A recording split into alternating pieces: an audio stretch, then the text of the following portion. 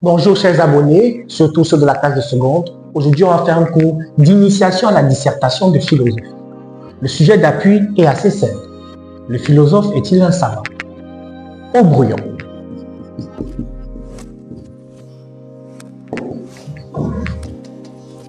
Face à un sujet, surtout ce genre de type question, la première question à se poser c'est de quoi parle le sujet? On va aussi dire de qui parle le sujet.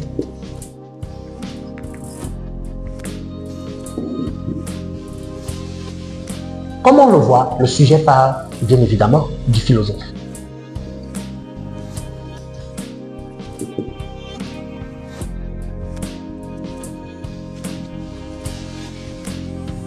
Bien. La deuxième question qui est assez facile à traiter, c'est quel est le problème?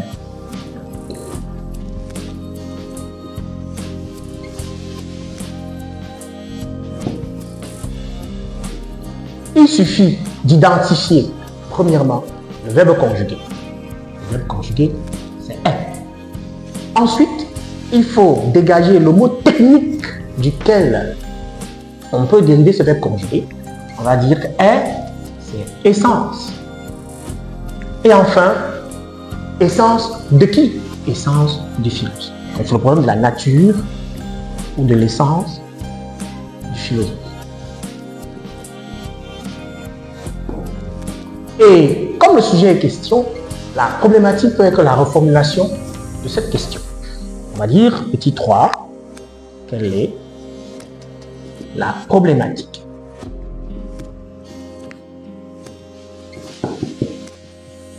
Comme on est encore au brouillon, on peut faire en une seule question assez simple. Le philosophe sait-il tout? Car un savant, c'est celui qui sait tout.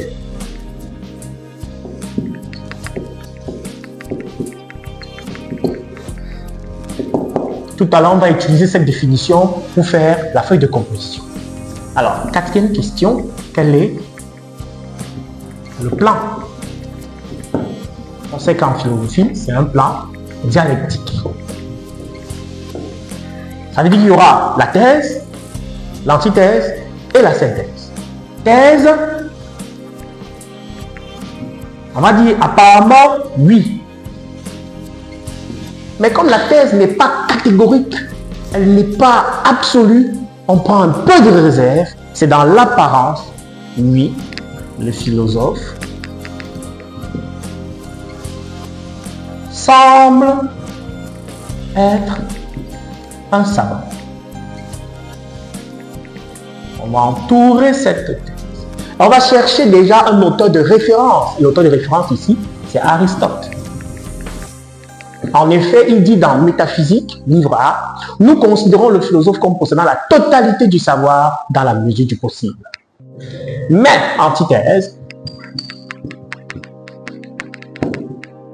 Le philosophe se comporte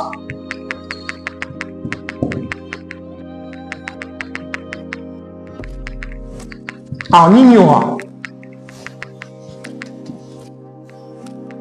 On va prendre l'auteur de référence, Socrate. Pour Socrate, le philosophe pose des questions, il a l'étonnement, il est curieux. Bref, il montre qu'il ne sait pas. Il veut savoir.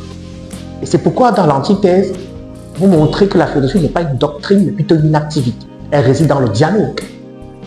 Dans la synthèse, donc,